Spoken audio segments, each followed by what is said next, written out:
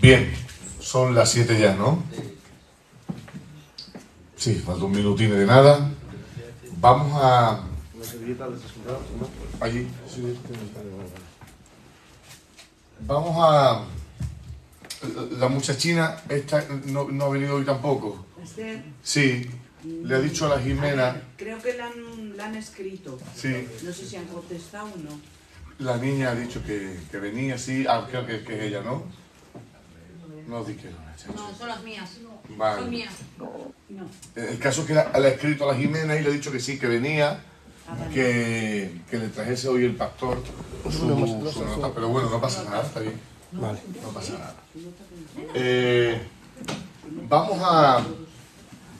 Evidentemente vamos a avanzar, hoy vamos a avanzar, porque si no estaría muchísimo tiempo. Pero como es una doctrina que es de difícil comprensión y es muy importante, me gustaría, cuando menos, por lo menos hoy, repasar un poco lo que dimos la semana pasada, con la sola intención de eso, de que se os vayan quedando las cosas y de que por encima de todo, como siempre digo, logréis explicar vosotros las cosas con vuestra propia autonomía, ¿vale?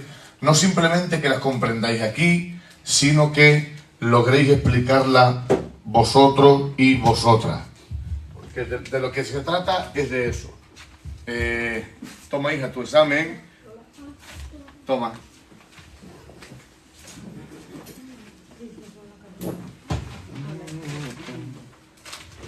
Un 9.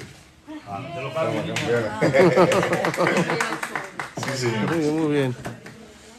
Bien, les estaba diciendo que, dada la dificultad que entraña la doctrina que estamos estudiando y que la semana pasada, pues,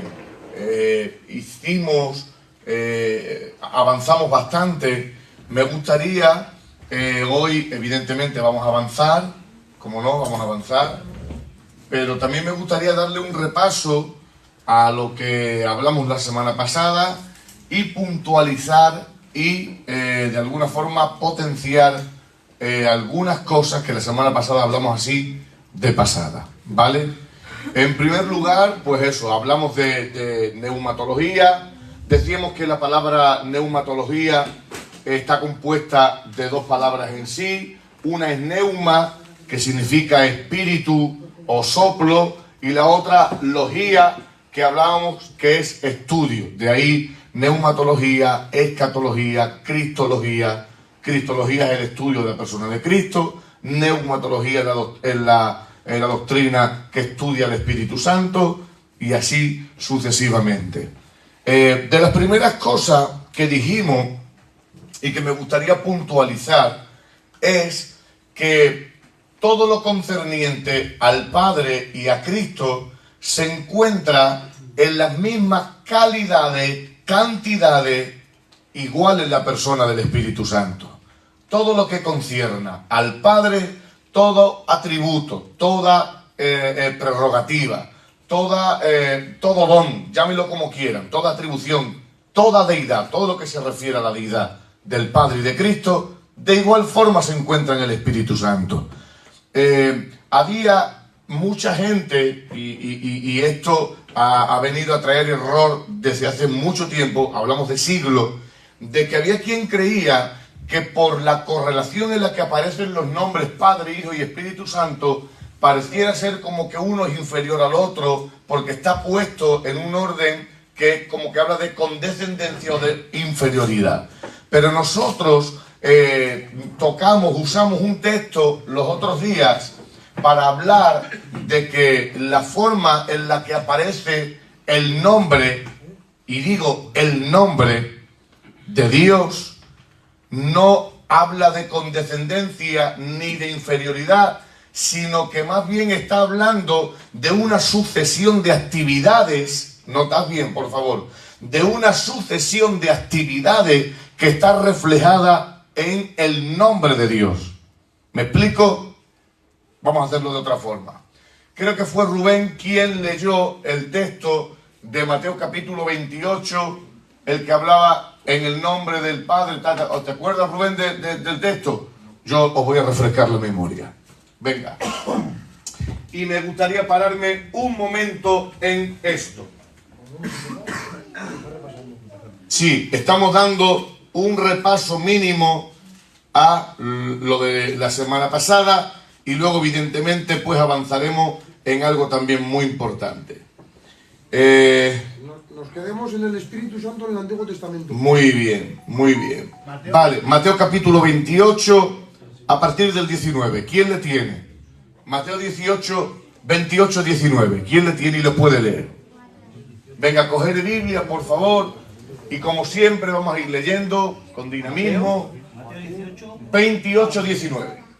Estamos intentando explicar de que el nombre de Dios en este caso no está hablando de una condescendencia de inferioridad, sino de una correlación de actividades. Y ahora lo vamos a explicar. El que aparezcan los nombres Padre, Hijo y Espíritu Santo no está hablando que el Padre es superior a Cristo, ni que Cristo es superior al Espíritu Santo, sino que simplemente está hablando de una correlación de actividades. Y ahora, después de que leamos el texto, lo vamos a explicar. ¿Quién le tiene? Sería bueno que grabásemos, por favor. ¿Lo tienes ahí? No le tengo aquí. Es que hoy he llevado un día muy movido. Desde por la mañana bien temprano hasta ahora mismo que... Jesús, luego se te queda Vale, como- pues léelo. Sí. El otro micro, por favor. No hace falta. Sí. No hace falta. Pues venga, léelo. Escucha bien, por favor. Por tanto, id y haced discípulos a todas las naciones, bautizándolos en el nombre del Padre, del Hijo y del Espíritu Santo. Notas bien que no dice en los nombres. Esto parece como que es un infantilismo y que no tiene importancia ninguna, pero sí la tiene a la hora de enseñar estas dos cosas. De que el nombre de Dios no son tres nombres, sino que es un nombre, es un solo nombre, porque no dice en los nombres, dice singular, en el nombre del Padre y del Hijo y del Espíritu Santo. Ahí no está hablando de que uno sea el primero en potencia, en gobierno o en deidad, en que otro sea el segundo y otro sea el tercero. En ninguna manera. Simplemente está hablando de una correlación de actividades. ¿Qué es una correlación de actividades? La correlación de actividades en teología viene a enseñar de que el Padre en la economía del cielo, el Padre en la economía del cielo es quien diseña o, más técnicamente hablando, propaga el plan. ¿Vale? El Padre es quien diseña o propaga el plan. ¿Vale? Jesús es quien lleva a efecto ese plan. Jesús es quien lleva a efecto ese plan. ¿Vale? Y el Espíritu Santo, y es en este orden escrupuloso, y el Espíritu Santo es el que dispensa. ¿Vale? El que dispensa.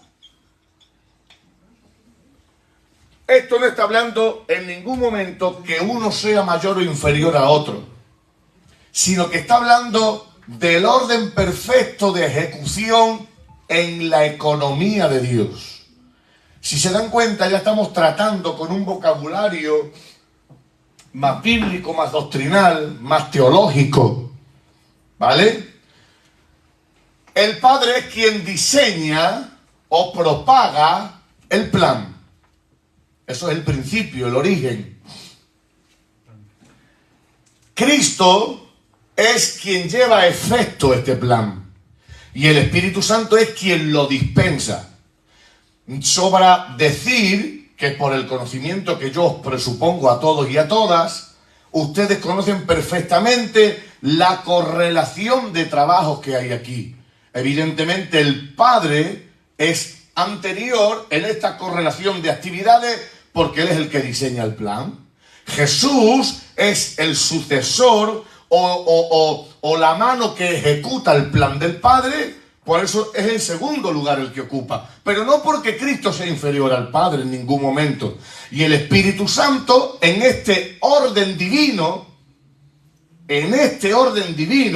es quien dispensa la obra que Cristo ha ejecutado y que el Padre ha diseñado. Por eso ustedes no se alarmen cuando se encuentren textos, frases en la Escritura tales como este. Es muy importante que nos paremos aquí. Los discípulos le preguntan y le dicen: ¿cuándo será el día de tu advenimiento y la restauración de Israel? Y Jesús responde: hay cosas que quedan en la sola potestad del Padre. Pareciera ahí como que Cristo está clasificándose como inferior al Padre. Perfectamente sí. Los discípulos le preguntan: ¿cuándo restaurarás a Israel? Y él dice: hay cosas que quedan solo en la potestad del Padre. Ni aun los ángeles, ni el Hijo del Hombre, que es Él, les será dado esto. ¿Por qué dice Jesús eso? Es que lo dice como hombre. pudiera valerme la explicación, pero hay una explicación todavía más teológica y más agudizada. ¿Cuál es la explicación más teológica y más agudizada? Que en este plan, en el que el Padre diseña, hay cosas que la segunda persona de la deidad elige desconocer por voluntad propia. Almica mía. Pregunto, ¿la segunda persona de la deidad desconoce algo? No. Les recuerdo que la segunda persona de la deidad es Cristo encarnado. Tenemos que saber diferenciar de lo que es Dios, lo que es el Padre, que es Cristo y que es el Espíritu Santo. El Padre es Dios, Cristo es Dios y el Espíritu Santo es Dios. Pero tenemos que saber puntualizar y hablar con propiedad a la hora de hablar del Padre, de Cristo y del Espíritu Santo.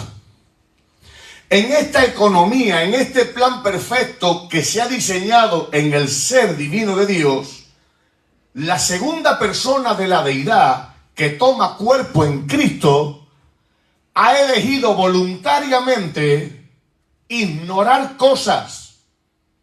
Ha elegido voluntariamente desconocer cosas, no porque su conocimiento no llegue, sino porque no obedece al trabajo que tiene que efectuar. Les pregunto para que les sea más fácil entenderlo. Cuando Jesús está intentando enseñar esto, evidentemente con mucho más éxito que yo, dice: todo lo que pidierais al Padre en mi nombre os será dado. Todo lo que pidierais al Padre en mi nombre os será dado. ¿Quién lo da? El Padre. Me gusta más eso. ¿Por medio de quién? ¿Y quién lo imparte? ¿Podríamos decir que el Espíritu Santo es quien lo da? Sí. ¿Podríamos decir de que es por medio del Padre? También. Pero en esta correlación de actividades, para ser más minuciosos a la hora de hablar con propiedad acerca de la doctrina, tenemos que saber hablar y diferenciar qué es una cosa, qué es un elemento y qué es otro elemento a la hora de enseñar. Con lo cual, cuando la Biblia me habla de la correlación de actividades, quedaros con esto, correlación de actividades, no me está hablando de inferioridad de sucesiones, sino más bien de trabajos, tareas o labores que Dios en su esencia realiza en la economía de la salvación. ¿Alguien tiene alguna duda respecto a esto? Sabéis que yo no tengo ninguna prisa, os suelo decir que somos eternos y no tengo prisa ninguna. ¿Alguien que tenga alguna duda? Lo explicas también que no tenemos ninguna duda. ¿Has visto? Mi madre también me lo dice mucho.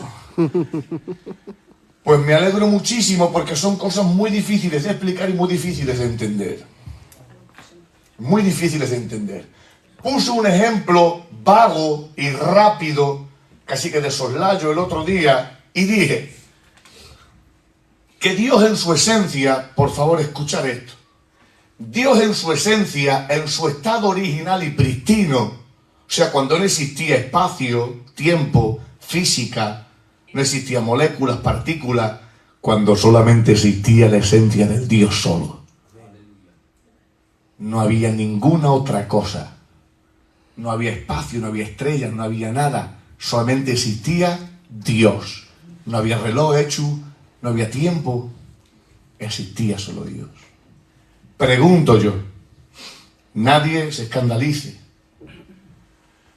¿Hacía falta en el ser de Dios revelarse a alguien como Padre, Hijo y Espíritu Santo? No. ¿Qué es Padre, Hijo y Espíritu Santo? Una forma, una manera, un antropomorfismo que Dios ha usado para revelarse y darse a conocer al hombre. ¿Qué hay más cerca del hombre que su propio Hijo? ¿Qué hay más cerca del Espíritu que el propio hombre? Pues así dice el Señor. La unión tan perfecta que hay entre un padre y un hijo es la unión tan perfecta que hay entre la primera persona de la deidad y la segunda persona de la deidad. La unión tan perfecta e íntima que hay entre el hombre y su propio espíritu es la unión tan perfecta que hay entre el Espíritu, el Padre y Cristo. ¿Lo entienden? Pregunto. Si no había necesidad de salvar a alguien, se precisaba de este vocabulario: redención, Cristo, salvación, sangre, Espíritu Santo. ¿Hacía falta ese vocabulario? No. Estos son formas, maneras de Dios revelarse lo escondido de su ser. Decíamos que nosotros concebíamos persona, cuerpo. Nosotros decimos persona igual a cuerpo. ¿Por qué? Porque nosotros no concebimos una persona que no tenga cuerpo. Persona igual a cuerpo. Pero Dios dice, yo soy una persona y no tengo cuerpo.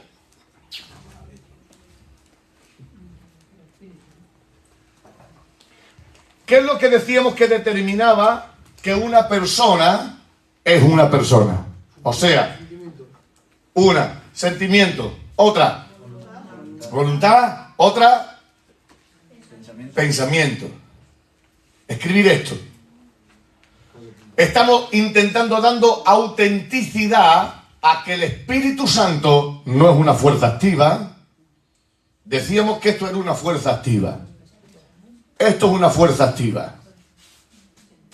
Eso es una fuerza activa que depende de otro agente para generar lo que en sí tiene. Es verdad que la luz tiene luz, pero no depende de ella misma para generar la luz. Depende de un agente externo para ser luz. Pero el Espíritu Santo no es una fuerza activa, no es una emoción, no es una paloma, no es fuego, no es viento. Todo eso son antropomorfismos. El Espíritu Santo es una persona. Y pudimos ver que una persona con sentimiento, con pensamiento y con capacidad de elección. Vamos a ver. El Espíritu Santo, decíamos que era una persona, y esta persona tenía capacidad de elegir, de contristarse, de sentir. Creo que era Juan capítulo 16. Versículo 13. ¿Sí? Quien le tenga que le lea, por favor. Venga, las Biblias se tienen que mover rápido. Ya son las 7:20. ¿Quién le tiene? 16, 13. Venga, Juan 16:13. Pero, Léelo, cariño, venga. pero cuando venga el Espíritu de verdad, Él os guiará a toda la verdad, porque no hablará por su propia cuenta. Un momento. Dice, Él os guiará a toda la verdad. Y ahora dice, porque no. Hablará por su propia cuenta. Muy bien. Una fuerza activa puede guiar. no puede guiar una fuerza activa, no tiene voluntad para guiar. Una fuerza activa puede hablar, no puede hablar, una fuerza activa no puede hablar. Solamente alguien que es persona tiene la capacidad de guiar, de enseñar, de hablar. Sentimientos. ¿Alguien se acuerda de más textos que hablasen acerca de que el Espíritu Santo tiene sentimientos? Hechos 28, A ver, leer Hechos 28. Jeremías, Hechos 5, Hebreos. Eso creo que hablan de la deidad de Dios. Tengo un texto que encontré los otros días que me apasiona y os lo voy a compartir. Mirad. ¿Alguien puede leer Hechos capítulo 13, verso 2? Hechos 13, 2.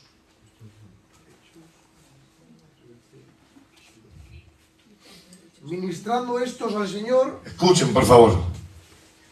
y ayunando, dijo el Espíritu Santo. Quieto. ¿Alguien ve aquí algo raro? Léenoslo otra vez, Quique. Ministrando estos al Señor y ayunando, Sí. dijo el Espíritu Santo. Pero aparte de que el Espíritu Santo dijo, y ahora vamos a ver qué dice, ¿no notáis la diferencia? Dice, y ministrando estos al, dijo el Espíritu Santo. Y ahora a ver qué dice el Espíritu Santo. Apartadme a Bernabé y a Saulo para la obra a que los he llamado. Almica. Esto es mi decisión. Dice del Antonio, el Hecho, el Rubén y el Joel y este niño guapín nuevo que no sé quién es. Apartarme ese niño guapín y el Antonio. ¿Eso de qué me habla? De elección, de sabiduría, de escoger. Una fuerza activa no escoge, una fuerza activa no siente, una fuerza activa no tiene capacidad de elección. Dice, y ministrando al Señor, dijo el Espíritu Santo, apartarme a estos dos para la obra a la que yo les he llamado. Tiene capacidad de elección, tiene capacidad de enseñar, tiene capacidad de guiar, con lo cual, escuchad bien porque esto, como dicen en el cole o en la autoescuela, va a ser una pregunta de examen sí o sí. ¿Qué determina que la diferencia entre un ser vivo y ser persona? Venga, persona. ¿Qué determina que un ser vivo es una persona? Venga, sentimientos, sí. Sentimientos. Pensamientos. Muy bien, pensamiento y la última era Voluntad. voluntad. Pensamiento y voluntad. Estas tres cosas son las que determinan que un ser vivo es una persona. Un animal es un ser vivo, pero no es persona. Una planta es un ser vivo, pero no es persona. Lo que determina y diferencia que un ser vivo es una persona no es el cuerpo. Son que tiene la capacidad de sentir, que tiene la capacidad de pensar y la capacidad de elegir. ¿Vale? Habiendo dado por sentado de que el Espíritu Santo es una persona, luego entramos a dirimir de que el Espíritu Santo es Dios. Es Isaías capítulo 6, 8 y 9. Y lo cotejamos con Hechos 28, del 25 al 26. Venga, vamos a ir rápido porque quiero enseñar y avanzar en algo cuando menos, ¿vale? Isaías 6, 8, 9, lo apuntamos, va. Quien tenga Isaías 6, 8, 9, que lo lea. Después oí la voz del Señor. Muy bien, ¿qué decíamos que era la palabra Señor en el Antiguo Testamento? ¿Cómo se transcribía? Adonai. Muy bien. Venga, más. ¿A quién enviaré y quién irá por nosotros? Entonces respondí yo, heme aquí, envíame a mí. Hechos 28, 25, 26. Quedaba del capítulo 9, el versículo 9. Ah, pues léele. Y dijo, anda y di a este pueblo, oíd bien y no entendáis, ved por cierto, mas no comprendáis. Muy bien. Según el texto que nos ha leído, dice Hechos 28, 25, 26. Léelo otra vez, por favor, Quique. El 8 y el 9, los dos. Sí, por favor. Después oí la voz del Señor. Muy importante. Después oí la voz del Señor. En hebreo es Adonai. que es Señor y dueño de todo, del cosmos y de todo lo creado. Señor, Adonai en hebreo. Sigue leyendo. ¿A quién enviaré? ¿Y quién irá por nosotros? Entonces respondí yo, heme aquí, envíame a mí. Y dijo, anda y di a este pueblo, oíd bien y no entendáis. Ved, por cierto, mas no comprendáis. Muy bien. Es un texto sencillo, sin mucha necesidad de interpretación ni complejidad ninguna. El profeta ha escuchado, según él, por la inspiración, la voz del Señor. Y le ha dicho una serie de cosas que hemos leído. Ahora vamos a leer Hechos 28, 25 y 26. ¿Quién le tiene? Venga, léelo. Ve a este pueblo y diles, de oído oiréis y no entenderéis, y viendo veréis y no percibiréis, porque el corazón de este pueblo se ha engrosado, y con los oídos oyeron pesadamente, y sus ojos han cerrado, para que no vean con los ojos y oigan con los oídos, y entiendan de corazón, y se conviertan y yo los sane. Muy bien. Pero creo que tienes que haberte saltado, bien dijo el Espíritu Santo. Sí.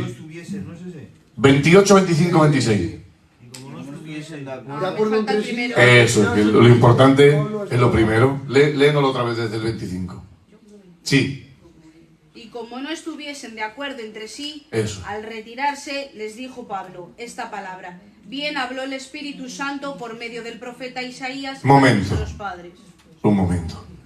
¿Quién ha dicho, Quique, en Isaías, quién fue quien habló? Adonai el Señor. Ahora el apóstol Pablo, de hecho, él interpreta y menciona explícitamente al profeta Isaías. Dice, bien dijo el profeta Isaías hablando acerca de vosotros, que escucharíais y no entenderíais, veríais y no comprenderíais. Esa es la profecía de Isaías capítulo 6, que tiene cumplimiento en Hechos 28, pero la particularidad de esto es que Isaías dice que escuchó la voz del Señor y el apóstol Pablo dice que fue el Espíritu Santo quien habló. ¿Vale? Con lo cual, en el cotejo de la Escritura podemos ver de que Isaías dice que es el Señor quien ha hablado y sin embargo el apóstol Pablo, aludiendo a ese texto, dice claramente que es el Espíritu Santo quien habló. En el cotejo de la Escritura enseñamos de que el Dios del Antiguo Testamento es el Espíritu Santo del Nuevo Testamento. ¿Vale? Venga, vamos a avanzar. Jeremías 31 al 34, lo vaya cogiendo alguien, al poder ser que leamos todos y todas. Y Hebreos 10, 15, 17. Jeremías 31 del 31 al 34. Jeremías 31 del 31 al 34. Y este lo cotejamos con Hebreos 10. 15 al 17. He aquí vienen días, dice el Señor, en que haré un pacto nuevo con la casa de Israel y con la casa de Judá. ¿Quién ha dicho eso? ¿Quién dice que lo ha dicho? El Señor. Eso dice Jeremías. ¿Vale? Sigue leyendo, hermano, por favor. No será como el pacto que hice con sus padres, el día que los tomé de la mano para sacarlos de la tierra de Egipto, mi pacto que ellos invalidaron a pesar de ser yo su Señor, dice el Qué bonito. Señor. Muy bien. El profeta Jeremías, en las mismas condiciones que el profeta Isaías, siendo inspirado por Dios, habla de que es el Señor quien le ha hablado. Y no solamente tenemos la información de que es Dios quien le ha hablado, sino que hay una serie de cosas concretas que le ha hablado. ¿Vale? Y ahora vamos a ver qué dice Hebreos capítulo 10, 15, 17, también haciendo alusión a Jeremías 31. ¿Quién tiene Hebreos capítulo 10? Ya tenemos que tenerlo, ¿eh? Ya somos gente espabilada. Sí. Va, pues sí. Yo lo hubiera tenido, pero como has dicho, Ay, qué cosa. Venga, Hebreos capítulo 10, 15, 17. El mismo Espíritu Santo. Muy bien, hijo. Párate. ¿Quién dice que ha dicho eso? Pero ¿y cómo entonces la hermana dice que fue el Señor quien lo dijo? Nunca dejéis los textos hasta que pasemos a otra cosa. ¿Le tiene? Sí, sí. Qué bien, qué gente más inteligente. A ver, léenos. Sino que no. 31 del 31 al 34. He aquí vienen días, dice el Señor, en que haré un nuevo pacto con la casa de Israel. Quieto. He aquí vienen días, dice el Señor. ¿Quién dice ahí que habla ahora? El mismo Espíritu Santo lo atestigua cuando después de haber dicho: esta es la alianza que sellaré con ellos. ¿Os suena que es lo mismo? Sigue leyendo, cariño, sigue leyendo el tío. Cuando llegue aquel tiempo, dice el Señor, inculcaré mis leyes en su corazón y les escribiré en su mente. Muy bien. ¿Sabes que ese texto está hablando precisamente del texto que ella ha leído? Está hablando, es lo mismo, exactamente lo mismo. El escritor de la carta a los hebreos está haciendo alusión de Jeremías capítulo 31, hablando de la misma profecía, solo que en un sitio habla de que es el Señor Dios quien lo dice, y según ha leído este hermano, dice que es el Espíritu Santo quien lo dijo. Llegamos a una conclusión fácil, no hace falta tener una mente privilegiada, y es que cotejando la Escritura, porque la Escritura no se contradice, sino que se complementa. La Escritura se complementa y hemos visto de que en la complementación, en la cotejación de la Escritura, el Dios Jehová del Antiguo Testamento es el mismo Espíritu Santo del Nuevo Testamento. ¿Vale? Hemos dado por sentado la personalidad del Espíritu Santo. Hemos visto que tiene sentimiento, pensamiento y voluntad, que el no tener cuerpo no le exime de ser una persona, ¿vale? Porque la persona, el cuerpo no hace a la persona, ¿vale? De hecho, en el cielo, evidentemente, solo faltaría, seguiremos siendo personas, pero no tendremos este cuerpo, aunque tendremos un cuerpo glorificado, tendremos la capacidad de elegir, de adorar, de escoger. ¿Por qué? Porque los pensamientos, los sentimientos y la voluntad, ¿alguien se acuerda de armatología? ¿Dónde estaban? En el alma. En el alma, en la capacidad donde Dios ha dotado al hombre de sentir, de elegir, de escoger, en el yo, en el alma, es donde está. ¿Os dais cuenta de que cada doctrina cada vez nos va enseñando algo más, un pasito más adelante? En armatología nos enseñaron de que en el alma residen los pensamientos, los sentimientos, la voluntad, que en el espíritu está la intuición, la comunión y la conciencia, y ahora nos enseñan de que no se necesita de cuerpo para poder tener pensamiento, sentimiento y voluntad, porque estos residen en el alma. La primera clase hablaste de que el cuerpo estaba compuesto por elementos de la misma tierra. Exactamente, claro, y no se necesitaba, evidentemente. Es más, el cuerpo es simplemente el armatoste que Dios ha dado al hombre para que pueda vivir en el mundo material. Pero Dios, donde se relaciona, es primeramente en el alma, por medio del alma, y luego en lo más íntimo del ser del hombre, que es en el espíritu del hombre. ¿Vale? Hemos dado por sentado y establecido por medio de la Escritura de que el Espíritu Santo es una persona, que no es un ente ni una fuerza activa, por medio de textos bíblicos. Luego hemos usado para hablar de su deidad, por medio de cotejos de textos en sí. Y ahora vamos a ser un poco más explícitos a la hora de hablar de la deidad del Espíritu Santo. Hechos capítulo 5, verso 1.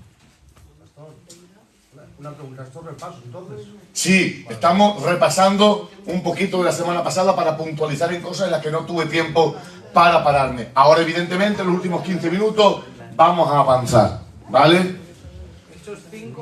Mi idea, quiero que vosotros, por favor, Hechos capítulo 5, verso 1. Mi idea, yo sé que habrá personas, yo lo sé, porque no es la primera vez que lo hago. Sí.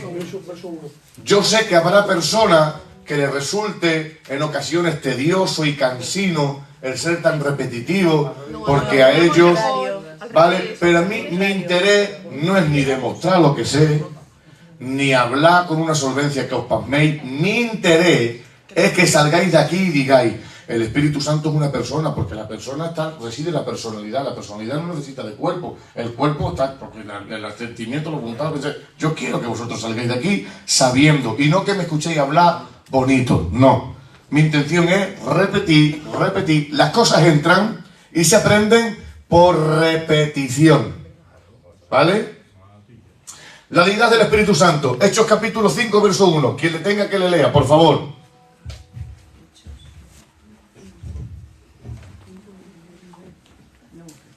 Pero cierto hombre llamado Ananías, con Safira su mujer, vendió una heredad y sustrajo del precio, sabiéndolo también su mujer, y trayendo solo una parte, la puso a los pies de los apóstoles.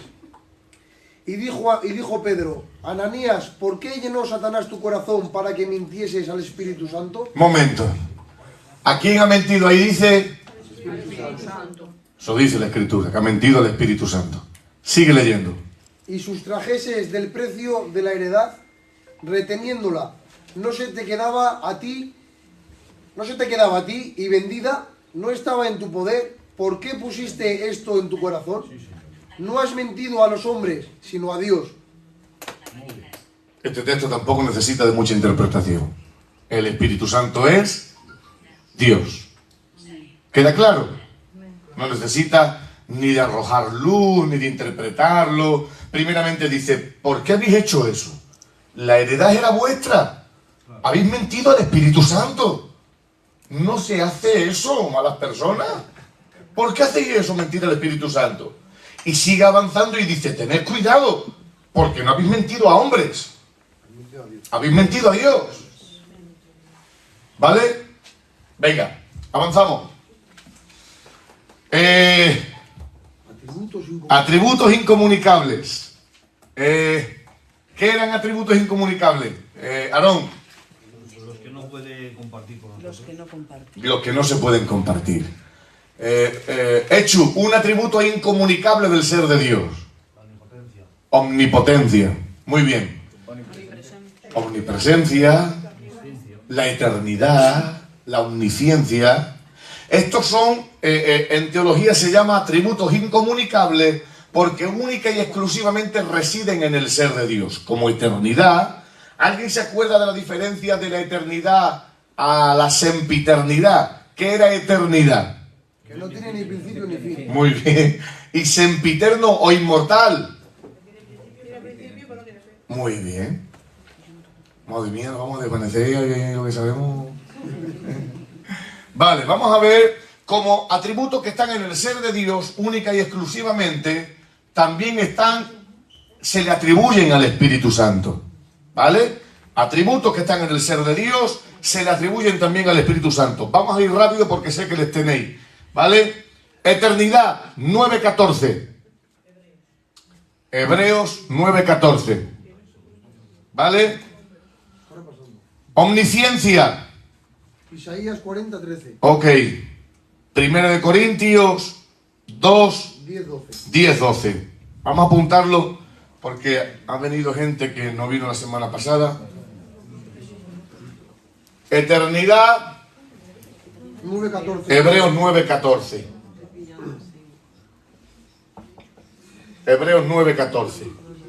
Omnisciencia. Isaías 40:13. Isaías 40:13. Y primera de Corintios 2, del 10 al 12. Y primera de Corintios 2, del 10 al 12. 2, del 10 al 12. Omnipotencia.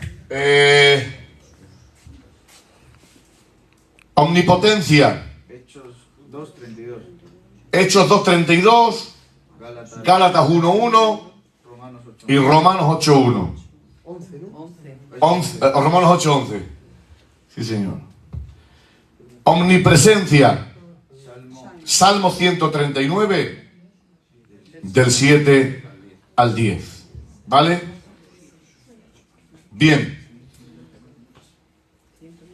Vamos a tocar de la semana pasada ya este último punto y ahora entramos a enseñar algo nuevo. ¿Vale? ¿Cómo decíamos que era la intervención o manifestación del Espíritu Santo en el Antiguo Testamento? Que venía puntualmente. Venía puntualmente, hacía la labor o la tarea y después se iba.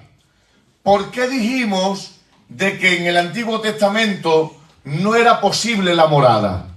¿Alguien se acuerda? Porque no había gracia. No había gracia y fundamentalmente eso, ese sería el grosso de la respuesta. No había gracia, Jesús no había sacrificio, al no haber sacrificio no había posibilidad de resurrección, sin resurrección no hay Espíritu Santo, porque había un requisito indispensable de que Jesucristo tenía que desaparecer de la escena terrestre, aparecer en la escena celeste, para que el Espíritu Santo llegase a morar. Claro, todo lo que hemos hablado: justificación, redención, santificación, adopción, morada, todo lo que hemos hablado en soteriología. ¿Vale? ¿Alguna pregunta? No. Sí, ¿qué pone ahí? Mira, eternidad. Sí, eso sí. Hebreos 9:14. De abajo pone Sallo. Esto es... Isaías. Lo tomo yo como un Esto es Isaías 40:13, que nos habla de omnisciencia, ¿vale? Esto es omnisciencia. Isaías 40:13, Primera de Corintios 2, del 10 al 12. Y si no tenéis alguna otra nota de omnipresencia y de eternidad, pues se la pedís a alguna de ellas, porque si no, hemos ya dedicado mucho tiempo a la clase anterior. Vale. Decíamos de que se precisaba de la morada del Espíritu Santo para poder que el Espíritu Santo no viniese y se fuese y realizase la tarea, sino que en el Nuevo Testamento, a diferencia del Antiguo Testamento, sí hay morada, y en el Antiguo Testamento no hay morada. Vale. Vamos a hablar ahora de la labor o la obra del Espíritu Santo en el Nuevo Testamento. Esto es nuevo ya, ¿vale? La labor, obra, tarea, como ustedes quieren hablarlo, del Espíritu Santo en el Nuevo Testamento.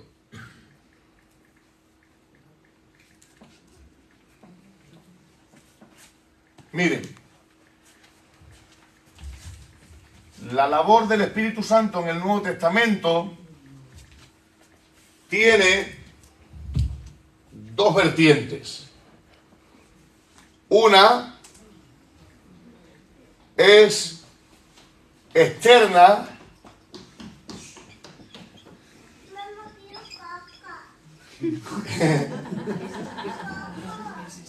y la segunda es la labor interna. Por eso Jesús dice: sed como niño. Ya quisiéramos nosotros ir al Padre con esa sinceridad y decir: tengo caca.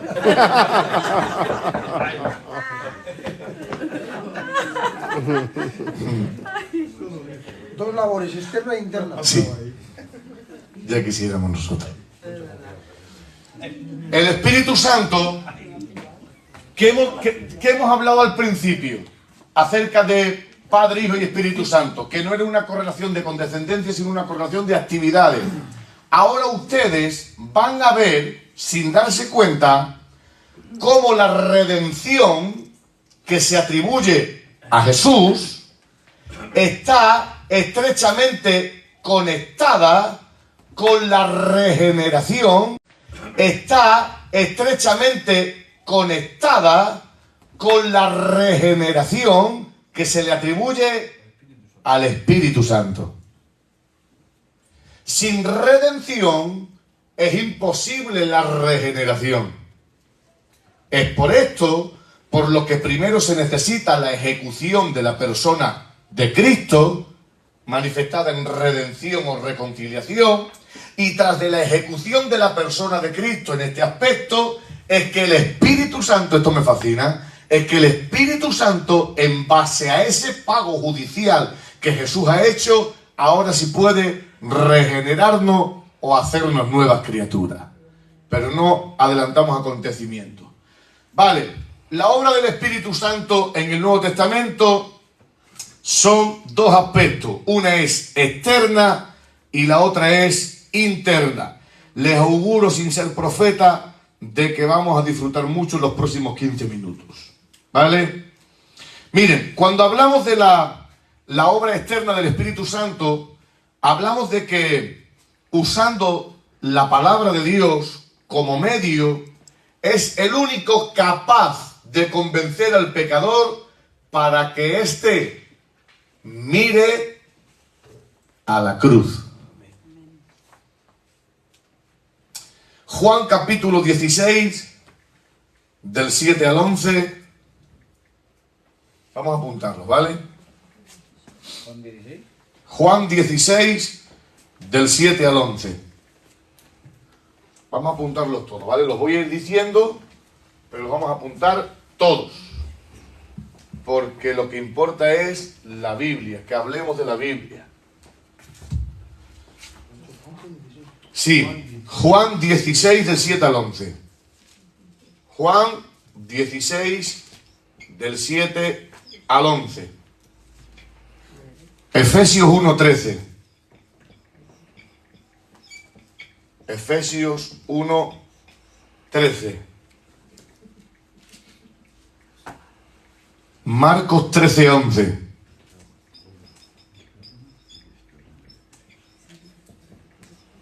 Ahora los leemos, ¿vale? Marcos 1.13 pone ahí. 13:11. Marcos 13, 11. Efesios 6, 17. Sí. Quien tenga Juan 16, del 7 al 11, que le lea, por favor. Pero yo os digo la verdad, os conviene que yo me vaya, porque si no me fuera, el Consolador... Coge un micro para leer eso, por favor.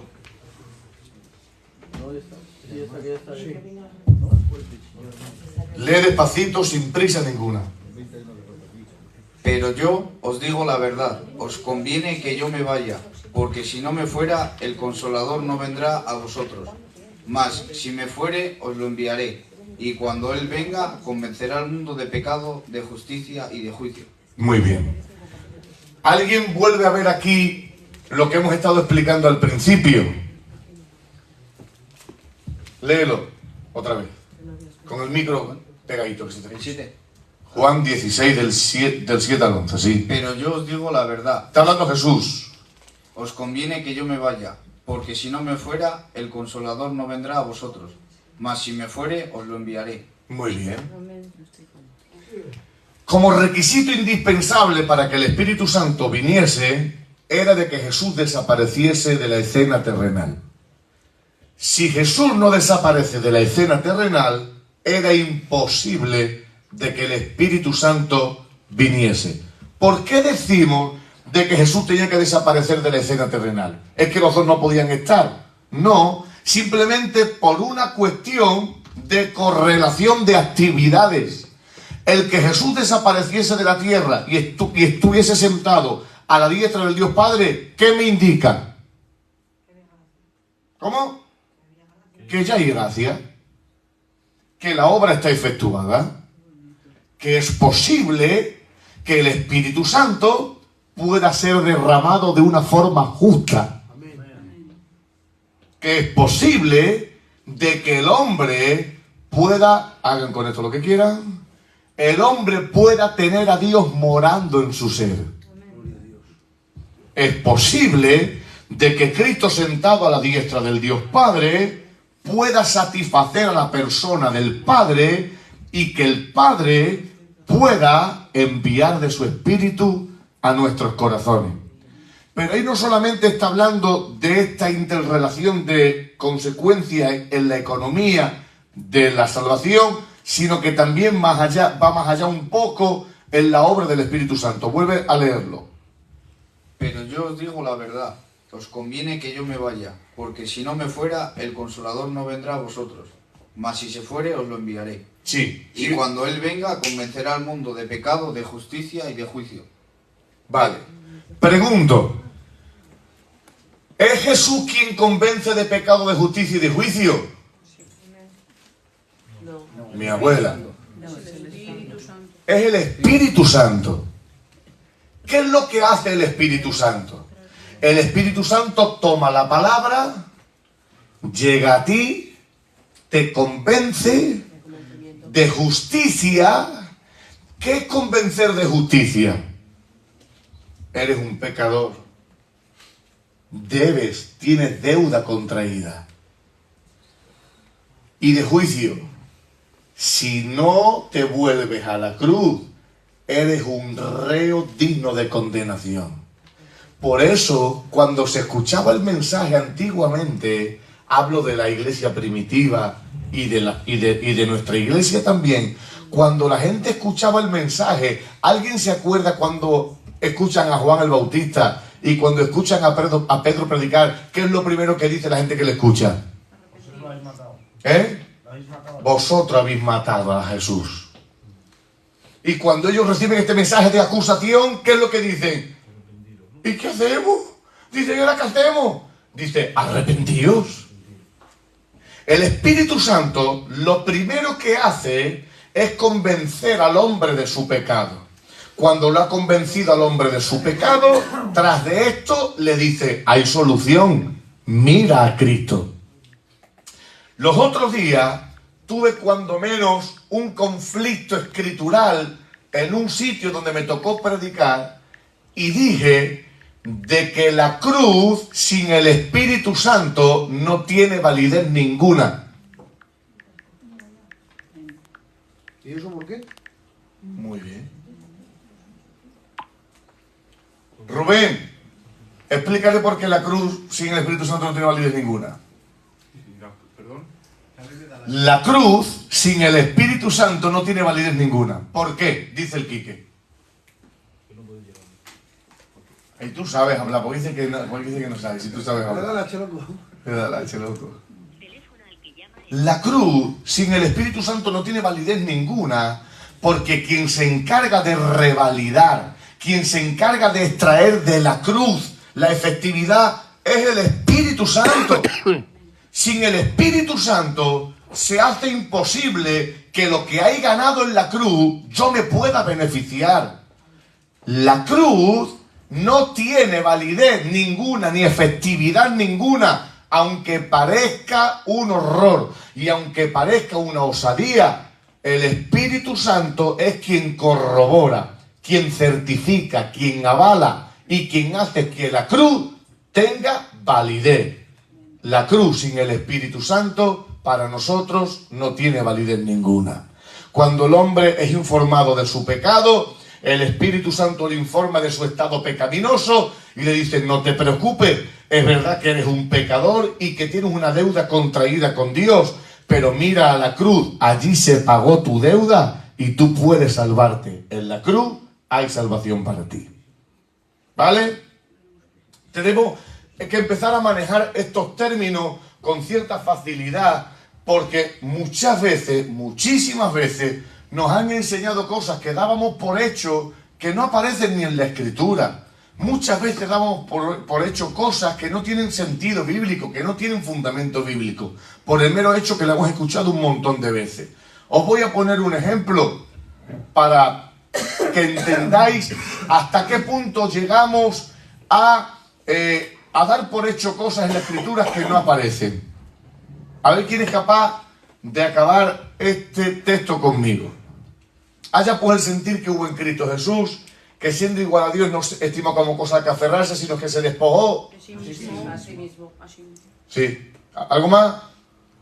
Tomando forma de hombre. Muy bien. Genial. Pues en todos sitios en los que usted pueda preguntar esto, todo el mundo dice, se despojó de su gloria. Pero en la Biblia no aparece que se despojó de su gloria. Y sin embargo lo hemos repetido en los púlpitos hasta la saciedad. Pues sí. Se despojó de su gloria, se despojó de su gloria. ¿Es así o no es así? Sí. Pero ustedes leen Filipenses capítulo 2, creo que es donde aparece eso. Y en ningún momento habla de que se despojó de su gloria. Porque si Dios se despoja de su gloria, deja de ser Dios. Se despojó a sí mismo, pero nunca de su gloria.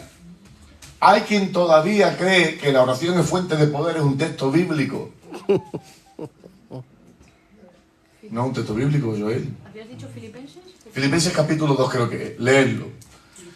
Efesios capítulo 1, verso 13. ¿Quién le tiene? Tania. Léelo, Tania, va. Alto y claro. La Tania. En él también vosotros, habiendo oído la palabra de verdad, el evangelio de vuestra salvación, y habiendo creído en él, fuisteis sellados con el Espíritu Santo de la promesa. Muy bien. ¿Qué es lo primero? ¿Qué dice ahí lo primero? En él también vosotros, Habiendo habiendo oído la palabra. oído la palabra. Lo primero, el agente el elemento que utiliza el Espíritu Santo es la palabra. La palabra llega, convence, confronta, y tras de confrontar y de convencer, te dirige a Cristo. Y tras de llevarte a Cristo y de reconocer a Jesús como tu Salvador, lo tercero que dice ahí, ¿qué es? Sí, y la consecuencia es, fuisteis sellados con el Espíritu Santo. Por favor, prestad atención. Son elementos básicos, elementos fundamentales de una vida primaria cristiana. Un inconverso escucha la palabra, se le predica la palabra, crea la palabra, esta le conduce a Cristo, porque ¿qué es lo que dijo él? Dice, cuando el Espíritu Santo venga, dice, no hablará, sino que tomará de lo mío. Claro, el Espíritu Santo dice, la solución está en él, la vida está en él. Recibimos a Jesús como nuestro Salvador, y quien viene a morar en nuestro corazón es el Espíritu Santo. Amén.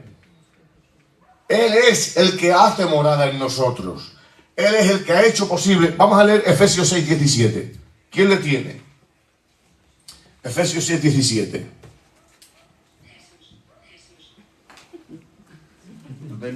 Pues léelo, por favor.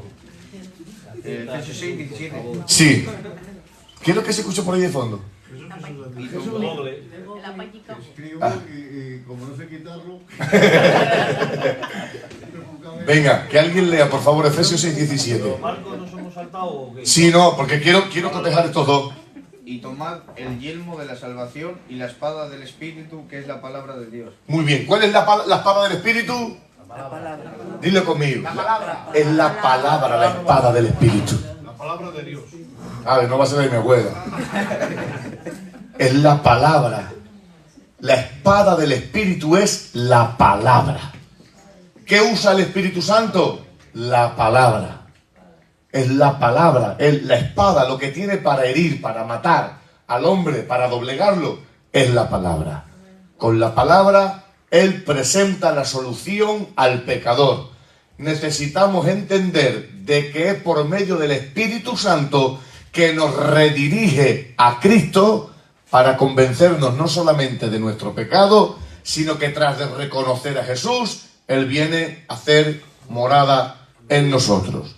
Vamos a leer Marcos 13:11 y vamos a ir rápidamente ahora a lo que es la labor interna. Marcos 13:11. Ellos al oírlo se alegraron y prometieron darle dinero.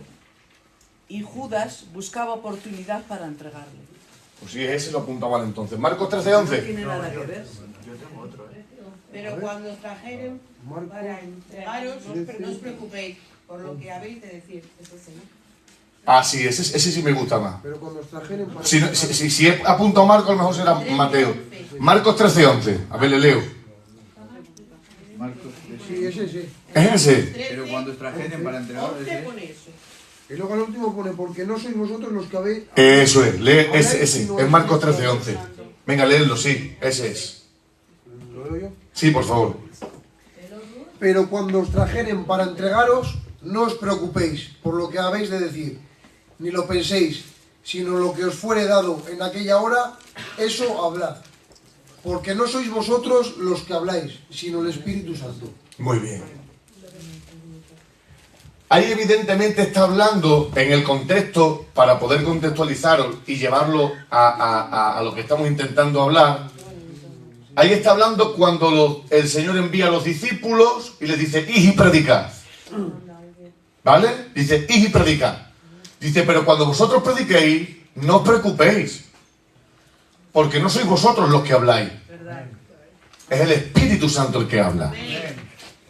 Por eso os ruego, por favor, por las ternuras de Cristo, cuando usted se dispone a hablar de la palabra, a usted el Espíritu Santo lo elimina y quien habla es Él.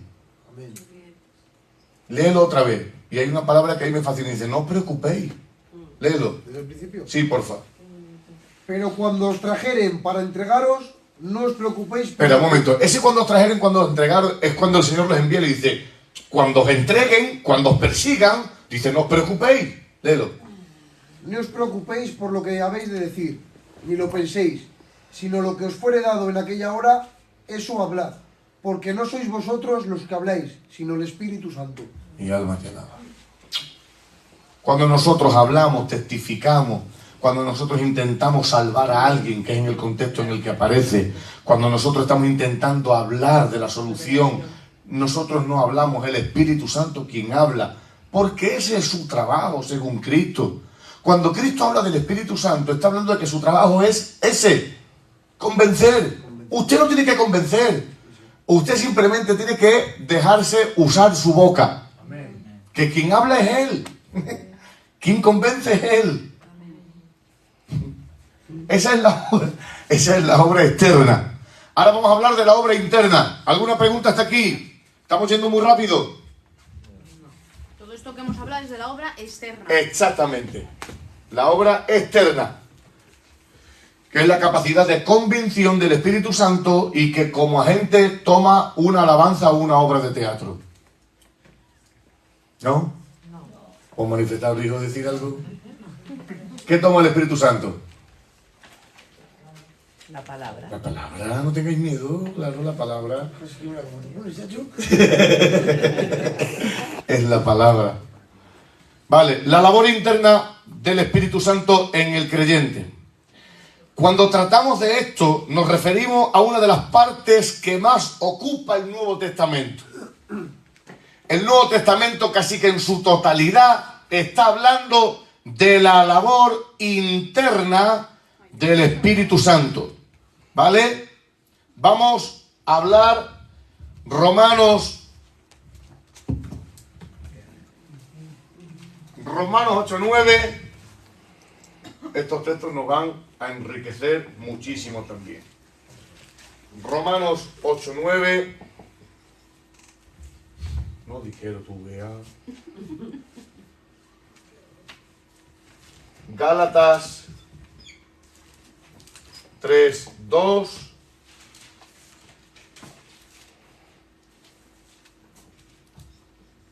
Juan 14:16 al 18.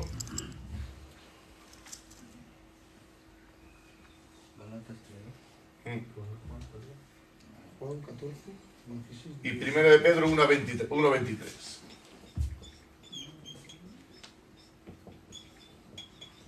Vale, genial. Con esto tenemos de sobra para poder enseñar lo que intentamos.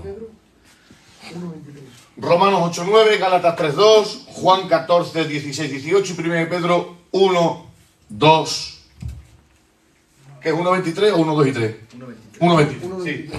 Vale, venga, ¿quién tiene Romanos 8:9?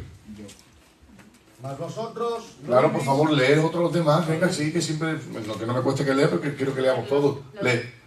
Mas vosotros no vivís según la carne, sino según el Espíritu. Si es el Espíritu... Perdón, si es que el Espíritu de Dios mora en vosotros, y si alguno no tiene el Espíritu de Cristo, no es de él. Mi alma te alaba.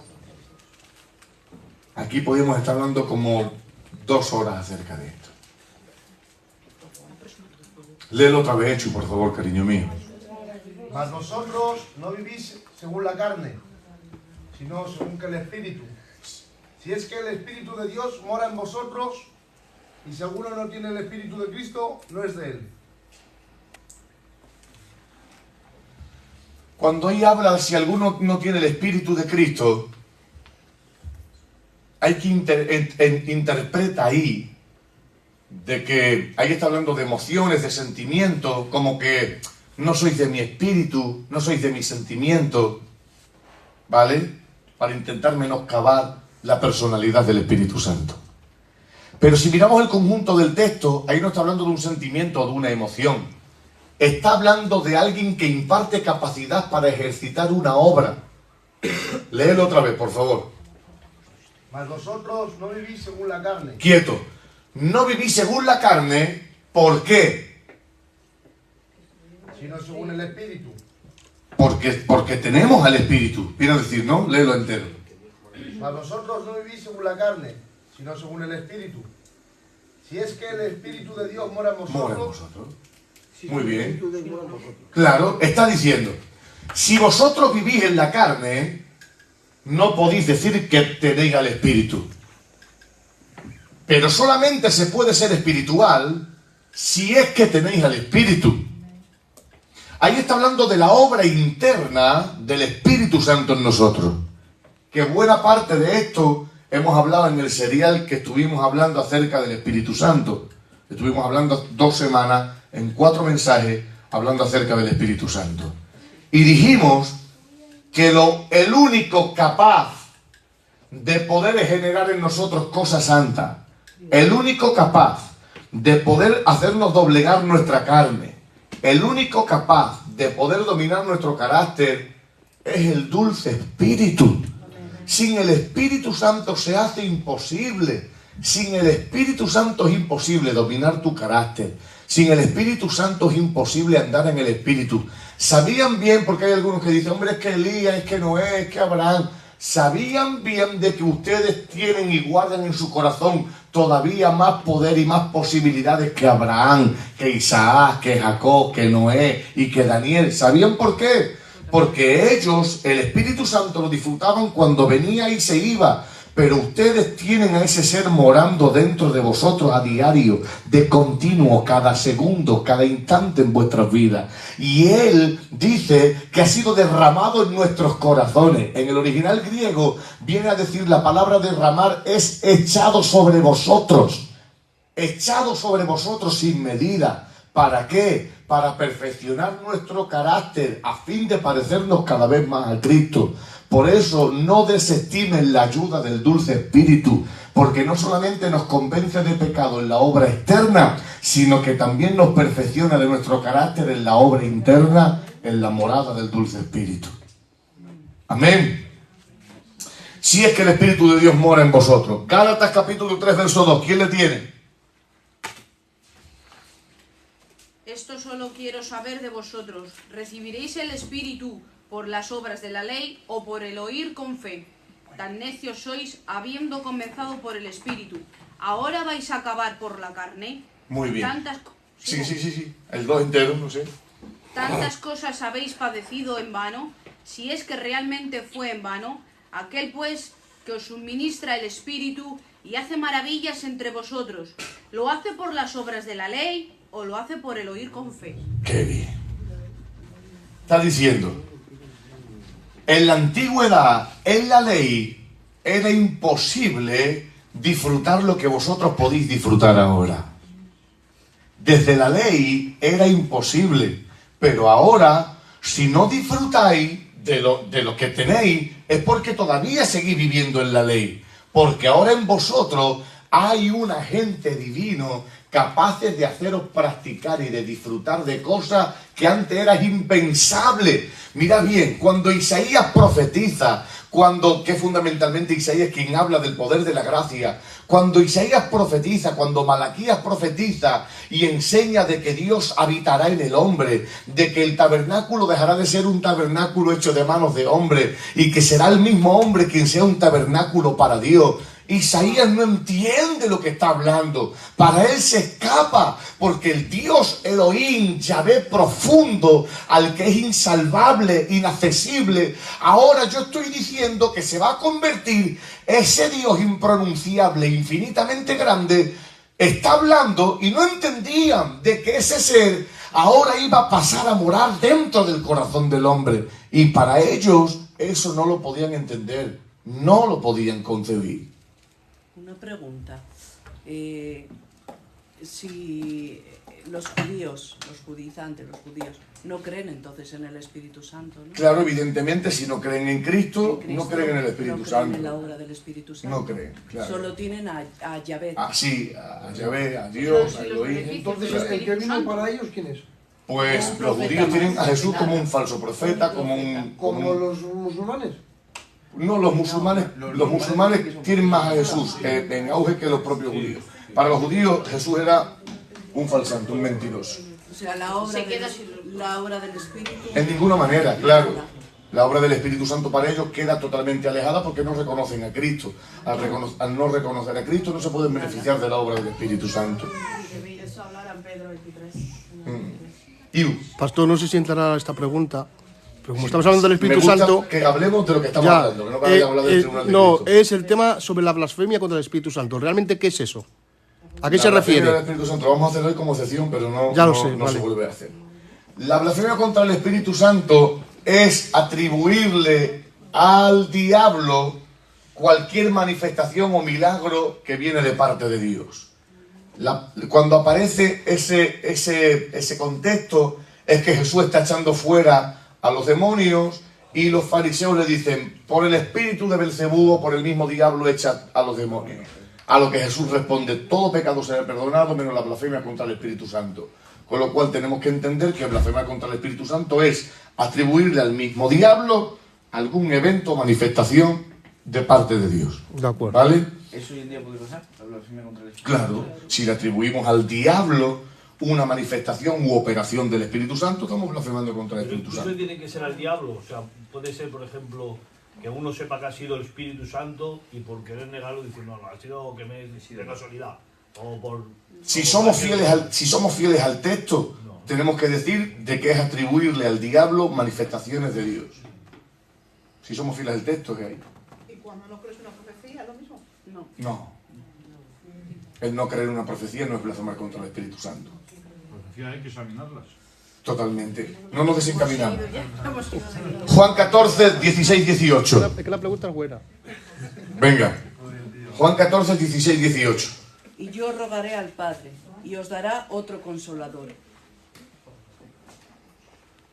para que esté con vosotros para siempre, el Espíritu de verdad, el cual el mundo no puede recibir, porque no le ve, no le conoce, pero vosotros le conocéis, porque mora en vosotros y estará en vosotros. No os dejaré huérfanos, vendré a vosotros. Muy bien, madre mía. Jesús, escucha hablar de Jesús, tenía que ser mi alma te alaba. Está hablando prácticamente de lo mismo, enfocado de diferentes formas. Cuando yo me vaya, rogaré al Padre. Este rogar al Padre no es decirle, venga, va, no. Este rogar al Padre, ¿qué es este rogar al Padre? Hecho. Con tus propias palabras. Con tus propias palabras. Cuando Jesús está diciendo rogar al Padre, ¿qué le está diciendo? Venga, va, por favor, envíaselo. No. ¿Qué está diciendo? Pues Carballosa piensa... Rogar, yo creo que es insistidamente, ¿no? Ahí la palabra rogar precisamente no está hablando de decirle, venga, va, envíaselo. Está diciendo... ¿Cómo? ¿Cómo? No. No. ¿Se lo pidió? No. ¿Tampoco? Parece que sí, pero no. No, exactamente. Cuando está hablando de rogar al Padre, está diciendo, mi obra está ejecutada. Mi obra está ejecutada, por favor, atendiendo a esto, manda al Espíritu Santo. ¿Vale? Atendiendo a esto, manda al Espíritu Santo. Está hablando de lo mismo, venimos hablando de lo mismo hace 20 minutos, enfocados de diferentes perspectivas, pero está hablando de lo mismo. Pero aquí nos han arrojado un detalle que no hemos visto antes. ¿Puedes leerlo otra vez, por favor? Léelo, escucha bien. A ver, ¿quién sabe diferenciar, por favor, aquí el detalle o la particularidad que tiene este texto que no han tenido los otros? Este texto nos lleva un poquito más allá.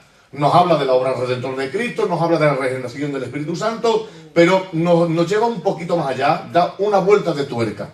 Léenoslo, por favor, escuchad. Y yo rogaré al Padre, y os dará otro consolador, para que esté con vosotros para siempre. Y el Espíritu de verdad, el cual el mundo no puede recibir, porque no le ve, no lo conoce, pero vosotros le conocéis, porque mora en vosotros y estará en vosotros. No os dejaré huérfanos, vendré a vosotros. ¿Alguien nota aquí algo? ¿Alguna particularidad en el texto? ¿Que nos da su paternidad?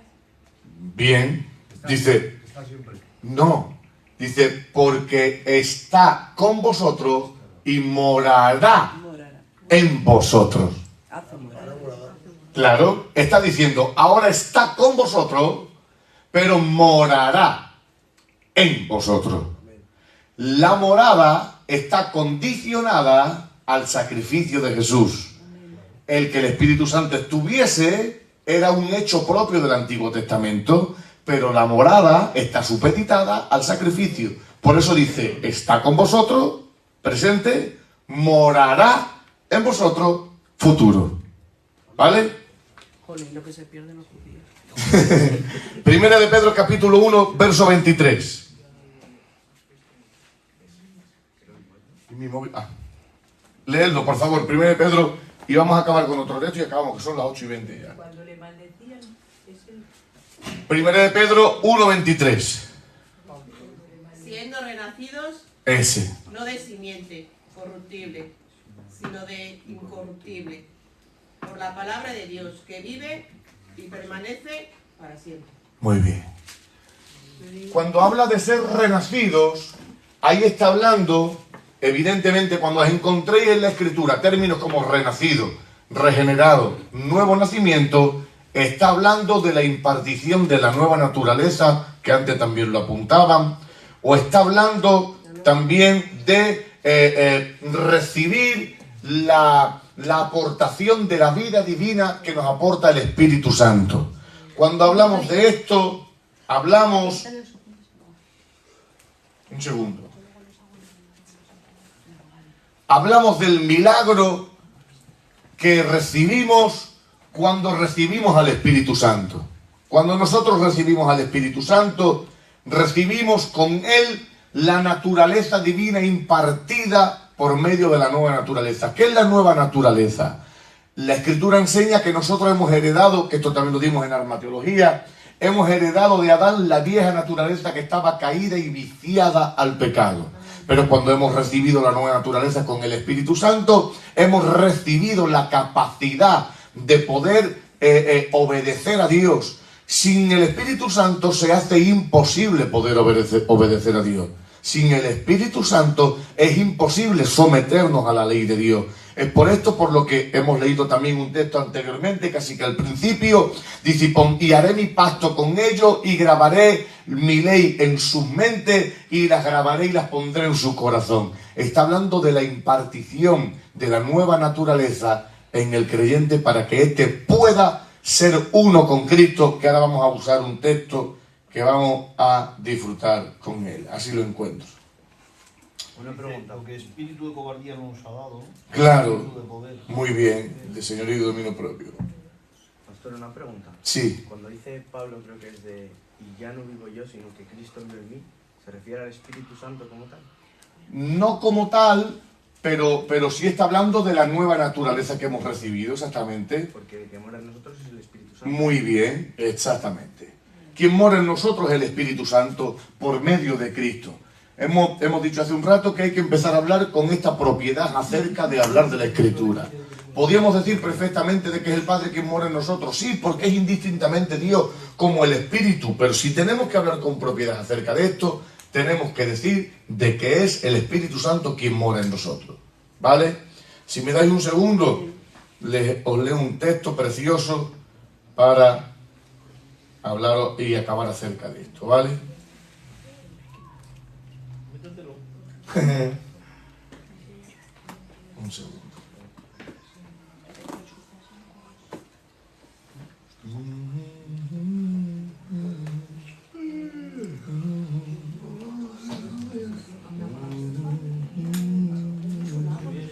¿Alguna duda, alguna pregunta acerca de esto? Sois unos fenómenos, hijines.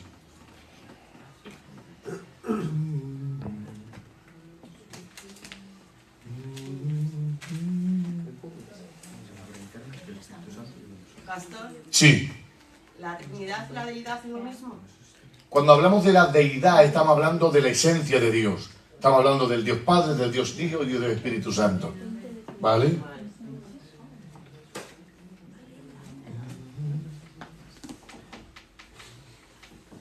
Y en el cielo veremos a Jesús en cómo era él, cómo vino a la tierra. Yo pienso... Sus heridas, ¿no? Vemos sus heridas. Búscame, que vosotros sois más rápidos que yo con respecto a esto. Injertados en un mismo cuerpo por el Espíritu, por medio del bautismo o algo así. Utiliza la palabra bautismo, cuerpo, ¿vale? Que quiero acabar con ese texto que es precioso. Yo pienso, y no en base a un razonamiento mío personal, sino en base a Biblia, en base a contenido doctrinal. que la forma en la que nosotros tendremos de relacionarnos con Dios será por medio de la persona de Cristo. La Biblia dice de que Jesús es el mismo ayer, hoy y por los siglos, de que Malaquías dice, y verán al que traspasaron y hollaron. Estos textos y otros muchos más enseñan de que Jesús mantiene y mantendrá el cuerpo glorificado por los días de la eternidad. Es Primera de Corintios 1. Ese estaba en Corintios, léelo, cariño mío, el tío. Y yo pienso de que la forma en la que la iglesia y todos los salvos de todas las edades se relacionarán con Dios será por medio de la segunda persona de la deidad, que es Cristo personificado. ¿Vale? Léelo, cariño. Que os ha injertado en Cristo Jesús, convertirlo para vosotros en sabiduría divina, en poder salvador, santificador y liberador. Ese texto es impresionante, escucha bien. Dice, ¿cuál es? Primera de Corintios 1:30. Vale. Está hablando que por medio del bautismo hemos sido injertados en el cuerpo místico de Cristo. Por medio del bautismo hemos sido injertados en el cuerpo místico de Cristo. Vamos a ayudarnos de este otro texto para poder amplificar lo que quiero decirles y acabamos con esto si no tenéis ninguna otra pregunta más. Escucha bien porque esto es digno de mención.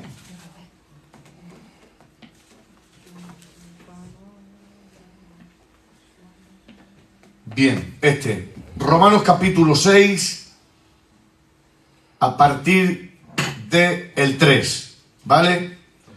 Romanos capítulo 6, a partir del verso 3. Dice, ¿no sabéis que todos hemos sido bautizados en Cristo Jesús? Hemos sido bautizados en su muerte, porque somos sepultados juntamente con Él por el bautismo, a fin de que como Cristo resucitó de los muertos por la gloria del Padre, así también nosotros andemos en vida nueva. ¿Dice Romanos? Romanos capítulo 6, 3 y 4 me parece que es. Romanos capítulo 6, 3 y 4, ese es. Miren, vamos a acabar con esto. La palabra bautismo viene a hablar de recubrir, de sumergir, de investir. Todos esos términos vienen a hablar de bautismo. Sumergir, revestir, injertar. Cuando nosotros somos bautizados en agua, es simplemente una recreación externa de lo que ha ocurrido interiormente. Esto es muy importante. Mirad, cuando nosotros, en una tarde de verano, nos metieron en un río, al poder ser limpio, nos metieron en él, y según dice el apóstol, simbólicamente hemos muerto en aquel momento. Y cuando salimos del agua, hemos resucitado. O renacido. Nueva criatura. Todos esos términos que habéis utilizado son perfectamente aplicables. Se queda tu vieja persona, ¿no? Eso es una recreación. ¿Por qué digo que es una recreación? Porque puede habérsete bautizado en agua y no habérsete bautizado en el Espíritu. Pregunto, ¿qué es más importante, el bautismo en agua o el bautismo en Espíritu? ¿Qué salva, el bautismo en agua o el bautismo en el Espíritu? ¿Se puede estar bautizado en agua, se puede estar bautizado en el Espíritu y no estar bautizado en agua? Sí. Muy bien, porque se salva lo primero y no lo segundo. Miren, la Santa Cena, el bautismo, son todos recreaciones, escenificaciones externas de algo que ha ocurrido interiormente. Cuando nosotros cogemos el pan y lo masticamos, estamos diciendo, el cuerpo de Cristo fue masacrado por mi culpa. Cuando bebemos el vino estamos diciendo, la sangre de Cristo fue vertida por mi causa. Pero eso no tiene sentido si antes bien se ha convertido en una realidad espiritual. Si usted antes no ha reconocido de verdad Jesús murió por mí, su cuerpo fue masacrado por mí y su sangre fue vertida por mí. De nada vale estos segundos si bien antes no ha ocurrido lo primero. De nada vale haber estado bautizado en agua si antes no se ha sido bautizado en el Espíritu. El bautismo en el Espíritu, y esto es fascinante, lo que hace según el texto que hemos leído es que al morir a la vieja naturaleza y recibir la nueva naturaleza, hemos sido injertados en el cuerpo de Cristo. Y la vida que corre por Cristo, corre también por los miembros de su cuerpo. Impresionante. Es por esto por lo que se hace indispensable de que el Espíritu Santo te haga injertarte en el cuerpo místico de Cristo, para que la vida que corre por todo el cuerpo, desde la cabeza, pase a ser extendida a cada miembro del cuerpo. Necesitamos ser bautizados en el Espíritu antes que ser bautizados en agua. Sí, hermano Juan. ¿Cuándo somos bautizados en el Espíritu? ¿En qué momento? Muy bien. En el momento en el que confesamos que Jesús es nuestro Señor. No tiene nada que hablar. A ver, hablar en lenguas es una confirmación de que tienes al Espíritu Santo. Un momento, vamos a primero allí y luego aquí. En el momento en el que yo reconozco a Jesús como mi Salvador, por eso he puesto el ejemplo de masticar el pan y beber el vino. Eso simplemente son recreaciones, escenificaciones de lo que ha tenido que ocurrir anteriormente. ¿Qué es lo que ha tenido que ocurrir anteriormente? Reconozco a Jesucristo como mi Salvador. Él ocupó mi lugar, yo soy malo, Él es bueno. En Él está la vida, yo estaba muerto. Reconozco al crucificado. En el momento en que yo reconozco al crucificado, en ese momento tengo término legal por medio del bautismo del Espíritu Santo, tras primeramente haber reconocido a Cristo, ser injertado en el cuerpo de Cristo. Y en ese momento la vida que corre por Cristo, corre también por los miembros del cuerpo de Cristo. Luego, había otra pregunta que decía, ¿se puede tener al Espíritu? Lo único que vamos a anticiparnos, pero bueno, ¿se puede tener al Espíritu Santo y no hablar en lengua? Sí. ¿Por qué? Porque es un acto de fe, ¿no? Las lenguas es un don. Es un don. Y a quien Dios quiere se lo regala, y a quien no quiere no se lo regala. Claro, exactamente. Se puede tener al Espíritu Santo y no necesariamente tener el don de lengua. Hace no mucho tiempo, quien no hablaba en lengua le decían que no tenía el Espíritu Santo. Así es. Pero sí certifica que tienes el Espíritu Santo, porque Sí. no te va a dar un don si no has recibido el Espíritu Santo. Al caso que te lo inventes, claro. Bien, pero se puede tener el Espíritu Santo y no tener el don de lengua. Yo me acuerdo cuando yo era niño que te las inventaban las lenguas. Porque todo el mundo decía, chacho, todo el mundo habla lengua y yo no, si la gente se va a creer que yo... Y tú te pones a también, seba. Por la ignorancia de decir, es que claro, si no hablo en lengua, no voy a tener el Espíritu Santo. Pero claro, porque la palabra da una luz y la palabra enseña de forma que no produce ni ataduras ni produce desconcierto. Se puede tener el Espíritu Santo y no necesariamente tener el don de lengua. Evidentemente, claro que sí. Pero primero tendrá que ser el proceso, lo que hemos estudiado. A todo, claro. Regeneración, justificación, Evidentemente, y luego si no morar. hay todo esto que hemos venido a estar hablando, no se puede tener el don de lengua, porque quien imparte el don de lengua es el Espíritu Santo. ¿Alguna pregunta? Sí. Jesús. ¿Se puede tener, por ejemplo, don de profecía y no don de lenguas? Claro. Totalmente. Don de fe y don de... Totalmente. Pastor, Sí. vamos a ver, más importantes son los frutos del Espíritu. Sí, claro, pero eso es Antes otra que cosa. que los dones. Sí. Es lo importante y la esencia. Ujú. Son obras internas. Y hablando un poquito ahora que estoy hablando, me voy a animar. Hablando, creo que es en Hechos capítulo 5, habla sobre vosotros sois templo del Espíritu Santo. Es una obra interna también, ¿no? Dice, y aquel que destruyera el templo del Espíritu Santo, yo le destruiré a él. Explica eso un poquito, por favor, que creo que en este tema iría bien.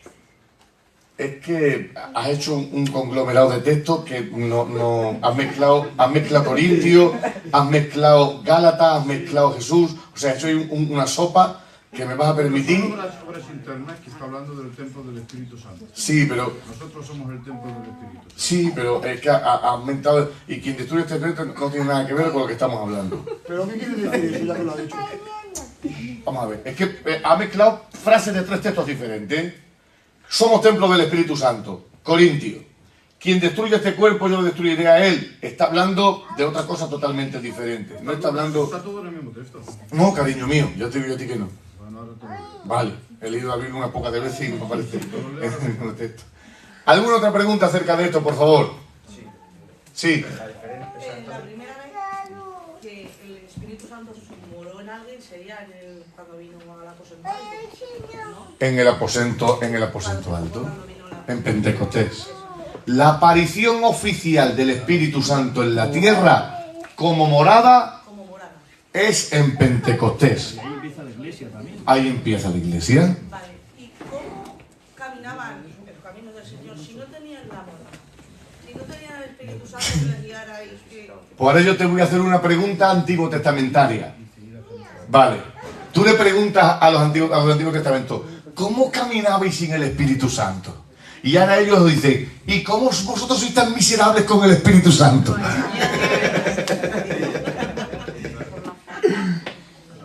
Ellos por la fe. Ellos por la fe, los de la ley, ¿no? Pues, sinceramente, su vida diaria no tenía nada que ver con la nuestra. No tenía nada que ver. Lo veremos más tranquilamente y más sosegadamente, hablando de muchos textos acerca de esto que tú estás hablando. Pero creedme de verdad cuando os digo, con todo el cariño y el amor de Dios que os tengo, somos unos privilegiados. Somos unos privilegiados. El Espíritu Santo morando en nosotros, Dios morando en nosotros. Somos unos privilegiados. Pero somos tan privilegiados como ignorantes. Fíjate si antes como era, ¿no? Que cuando Dios hacía un acto, un milagro a través del Espíritu Santo, ahí donde lo hacía levantaban un altar. Totalmente. Levantaban algo. Muy bien, muy bien. Es decir, de tal manera... La aparición del Espíritu Santo en el Antiguo Testamento era puntual, era muy esporádica, pero ahora nosotros tenemos morando al Espíritu Santo en nosotros, a Dios morando en ¿Y por nosotros. qué tenían tanta fe? ¿Tenían más que nosotros? Bueno, nosotros también vemos a Elías, a Enoc, a Daniel, son casos muy concretos, muy específicos de hombres de Dios, pero si miramos el grosso de Israel iba de pecado en pecado, de destrucción en destrucción, de desobediencia en desobediencia. Nosotros vemos a Elías y a Daniel. Pero su fe yo creo que era más. Evidentemente la fe de Daniel, la fe de Elías era superior a la nuestra, pero el común del resto de Israel vivían en pecado continuo y era pues, de disciplina en disciplina, de error en error, de confusión en confusión. Que Dios los escogía también. Para vivir arriba, Eran escogidos. Ahora hay más de una mierda. Debate y preguntas acá. Hoy no cena, entonces. No, a mí me gusta, ¿verdad? Sí, venga. Por contestar un poco. Tenemos 256 personas viéndolo. Cuando quieras te leo el texto. Vale, cariño mío, ahora lo miramos. Yo pienso que esto era en el Antiguo Testamento, que era según la ley, que había que andar, no estaba el Espíritu, y según la ley lo que buscaban era ser justos. Claro, ellos entendían que su salvación... No tener, como nosotros tenemos el Espíritu, pero ellos lo que tenían era llegar a ser justos, como Daniel. Ellos entendían, ellos evidentemente no tenían la perspectiva que nosotros tenemos ahora de gracia. Ellos entendían que para poder ser espiritual o de cualquier forma tenía que ser por medio de la ley. Y nosotros tenemos un privilegio ahora mismo que es por medio de la gracia, que es insalvable, no tiene nada que ver con la vida que ellos tenían. ¿Alguna otra pregunta? La diferencia entre la obra externa e interna es que la externa es la capacidad para convencer del Espíritu Santo. Muy bien. Y la interna, que el Espíritu Santo Mora en nosotros y trabaja desde dentro de nosotros, nuestra personalidad, nuestro carácter, la vida impartida desde dentro del Espíritu Santo. ¿Vale? ¿Alguna otra pregunta? ¿Todo bien? ¿Sí? Venga, vamos a poner de pie y damos gracias al Señor. Bendita tu gracia, cariño mío. Muchísimas gracias por dejarnos estar en tu casa. por dejarnos entender, practicar y vivir este momento tan precioso como es tu gracia. Enseña a tu pueblo, disipula, bendice y ensancha nuestro conocimiento y nuestra capacidad.